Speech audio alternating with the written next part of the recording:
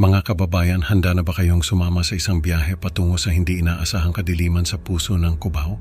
Si Alex, isang kabataang tulad natin, ay di sinasadyang nakahukay ng isang lumang diary na puno ng mga misteryosong kwento at ritual. Sa pagbuklat niya sa mga pahinang ito, hindi niya alam na ang simpleng pagbabasa ay magbubukas ng pinto sa isang mundo na sanay na natili na lang nakatago. Kaya't ilak na ang inyong mga pinto, patayin ang ilaw, at hayaan ang inyong imahinasyon na tangayin kayo sa nakakakilabot na kwento ng Diary ng Dilim, kung saan ang bawat pahina ay isang hakbang papalapit sa hindi maipaliwanag na panganib. Sa gitna ng abalang palengke ng Cubao, naglalakad si Alex, suot ang pangkaraniwang damit na uso sa mga kabataan ngayon. Naghahanap siya ng mga sulit na damit sa mga tindahan ng ukay-ukay, habang nakikinig sa mga tsikahan ng mga tindera tungkol sa mga latest na chismis sa barangay. Habang naglilibot, may isang sulok ng tindahan na parang tumatawag sa kanya. Dito niya nakita ang isang lumang diary na sa unang tingin ay puno ng misteryo. May bakas ng kalumaan sa takip nito, pero ang mga gilid ay mukhang hindi pa nadudungisan ng panahon. Hindi niya maintindihan pero parang may magnet ang diary na yon. Kinuha niya ito at marahang hinaplos ang pabalat. Bigla siyang nakaramdam ng kakaibang lamig na dumaloy sa kanyang mga kamay. Parang may kuryenteng dumaloy sa kanyang katawan. Kahit may kutob siya na baka may kakaiba dito, hindi niya napigilan ang sarili niya. Binayaran niya ito at dinala pa uwi sa kanyang kondo sa BGC, isang lugar na kilala sa modernong lifestyle at high-tech na pamumuhay. Sa kanyang tahimik na kondo na papalibutan ng mga gadget at makabagong kagamitan, binuksan ni Alex ang diary sa ilalim ng malamlam na ilaw ng lampara. Nagsimula siyang magbasa at unti-unting nalaman niya ang mga kakaibang karanasan na nakasulat dito. Mga bulong na walang pinagmulan, mga pahinang nagbabago ng kulay na parang may sariling buhay. Lalo pang naging intense ang mga kwento. At may nabanggit pa na ritual sa isang abandonadong ospital sa Pasay sa darating na Biyernes Santo, isang araw na puno ng kababalaghan sa Pilipinas. Habang tumatagal, lalong lumalalim ang gabi at nagsimula na ring makarinig si Alex ng mga mahihinang bulong. Hindi niya alam kung saan nanggagaling, pero ang mga ito'y nagdulot ng matinding pagkabalisa sa kanya. Tumayo ang kanyang mga balahibo sa takot. Ano kaya ang misteryo sa likod ng mga bulong na ito at ano ang koneksyon ng diary sa mga pangyayaring to? Ang mga bulong ay nagiging mas malakas at si Alex ay tila hinihila papunta sa isang hindi maipaliwanag na kadiliman. Ano kaya ang naghihintay sa kanya sa susunod na pahina ng Diary ng Dilim? Sa isang maaraw na hapon, abala si Alex sa pagtipa sa kanyang laptop nang biglang may kumatok sa pinto ng kanyang kondo. Nagulat siya nang makita si Mia, isang babae na may matang nagpapakita ng matinding pag-aalala.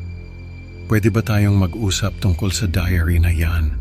tanong ni Mia na tila ba may hinahanap na kasagutan sa kanyang mga mata.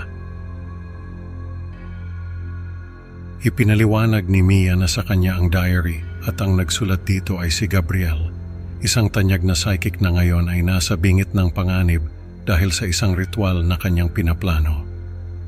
"Kailangan natin siyang pigilan, Alex. Hindi mo ba nararamdaman?" "May mali," ani Mia, ang kanyang boses ay puno ng pag-aalala. Nakatitig si Alex sa mga mata ni Mia na nagsusumamo, na tila may malalim siyang koneksyon kay Gabriel. "Sige, tutulungan kita. Ano ba ang dapat nating gawin?" sagot ni Alex. Kahit pa ang kanyang isip ay naguguluhan at may bahagi ng kanyang loob na nagtataka kung bakit siya pumapayag sa ganitong kakaibang sitwasyon. Ang pagtanggap ni Alex sa hamon ay nagbukas ng pinto sa isang mas nakakatakot na yugto ng kanilang pakikipagsapalaran. Ano kaya ang kanilang kakaharapin sa ospital na pinagmulan ng lahat ng ito? Sa ilalim ng mapanganib na kalagayan ng gabi, naglakbay sina Alex at Mia patungo sa nakakasindak na abandonadong ospital sa Pasay. Ang mga daan ay tahimik at walang tao, na lalo lamang nagpapataas ng tensyon sa kanilang paglalakad. Ang bawat hakbang ay tila bumibigat habang papalapit sila sa destinasyon. Pagpasok sa ospital, sinalubong sila ng mga pasilyong puno ng kalat at mga patak ng tubig mula sa nasirang tubo na lumilikha ng malungkot at nakakakilabot na himig. Nakakakilabot dito, bulong ni Alex habang tinatangka niyang itago ang kanyang takot. Sa isang madilim na silid, natagpuan nila si Gabriel, nakatayo at nakapikit, na tila nasa ilalim ng isang hindi maipaliwanag na trance. Ang kanyang mga kamay ay nakataas at may hawak na lumang libro. "Gabriel!" sigaw ni Mia, ngunit walang tugon mula sa psychic. Nagsimula ang isang nakakatakot na supernatural na pangyayari. Ang mga anino sa paligid ay tila kumikilos at ang hangin ay puno ng mga bulong at daing. "Ano to? Anong nangyayari?" Sigaw ni Alex habang unti-unting nilalamon ng takot ang kanyang loob. Sa isang matinding labanan ng loob at takot, nagtagumpay si Alex na pigilan si Gabriel. Ngunit ang pangyayaring iyon ay nag-iwan ng hindi matanggal na marka sa kanyang kaluluwa. Ang kanyang mga mata ay nagpapakita ng takot at pagkabigla. Ngayong napigilan na nila si Gabriel, ano kaya ang susunod na mangyayari? Anong lihim ang mabubunyag at paano ito makakaapekto sa kinabukasan ni Alex? Ang kasagutan ay naghihintay sa susunod na kabanata ng kanilang nakakakilabot na paglalakbay. Sa isang tahimik na kapihan sa Makati, habang humihigop ng mainit na kape, dahan-dahang ibinunyag ni Mia ang nakakagulat na katotohanan kay Alex. Sa bawat salita, ramdam ni Alex ang bigat ng mga ito, tila mga kadenang unti-unting bumabalot sa kanyang kinabukasan. "Alex, hindi lang ito basta diary," ani Mia, ang kanyang mga matay seryoso at puno ng babala. "Isang sumpa ang nakapaloob dito at ngayon, ikaw na ang may hawak ng susi sa mga lihim na to." Nanlamig ang kamay ni Alex na nakahawak sa tasa ng kape. Ibig sabihin, hindi niya matapos ang tanong takot sa maaaring isagot ni Mia. Tumango si Mia, "Oo, Alex. Ang sumpang ito magpapatuloy sa sino mang magtatangkang basahin at malaman ang mga lihim nito. At ngayon, ikaw na ang nasa posisyon ni Gabriel." Hindi makapaniwala si Alex sa kanyang narinig. Ang diary na inakala niyang magdadala sa kanya ng kaunting misteryo at kaguluhan sa buhay, ay siya palang maglalagay sa kanya sa isang mapanganib na landas. "Anong gagawin ko, Mia?" Desperado niyang tanong.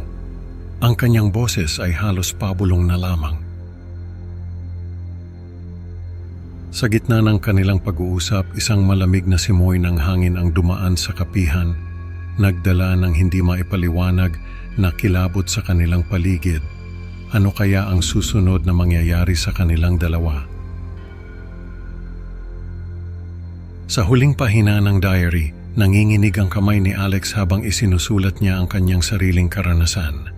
Ang bawat letra ay tila isang patak ng kanyang kinabukasan na unti-unting naglalaho. "Hindi ko alam kung hanggang kailan ko pa kayang labanan ito," isinulat niya. Ang kanyang takot ay halos lumukob sa bawat salita. Ang kwento ay nagwakas sa isang nakakakilabot na tanong na bumabalot sa isipan ng mga mambabasa. Sino ang susunod na makakatagpo ng diary? At ano ang magiging kapalaran nila sa mapanganib na siklo ng sumpang ito? Ang mga salitang ito ay tila isang sumpang nag-aanyaya sa susunod na biktima. Ang kasagutan ay nananatiling nakatago sa dilim, naghihintay sa susunod na maglalakas loob na magbuklat ng mga pahina ng diary ng dilim. Ang kamera ay dahan-dahang lumalayo sa mukha ni Alex. Ang kanyang mga matay puno ng takot at pag-aalala. isang imahe na mananatili sa gunita ng sino mang makakakita. Ang dilim ay hindi lamang sa labas nag-aabang, kundi maging sa loob ng bawat isa sa atin, naghihintay na magising sa tamang panahon. Sa huli, natutunan ni Alex na ang pag-usisa sa mga bagay na hindi natin lubos na nauunawaan ay maaaring magbukas ng pinto sa mga panganib na hindi natin kayang kontrolin. Mga ka-creepy, salamat sa pakikinig sa kwentong ito. Huwag kalimutang i-like at mag-subscribe sa Creepy Pinoy Stories para sa mas marami pang nakakatakot na kwento sa bawat upload. Excited na akong makasama kayo ulit sa susunod na video. Mag-ingat kayo, baka ang susunod na pahina ng inyong buhay ay maging katulad ng Diary ng Dilim. Hanggang sa muli mga ka-creepy, at tandaan, baka ang anino sa sulok ng kwarto mo ay may sariling kwento rin.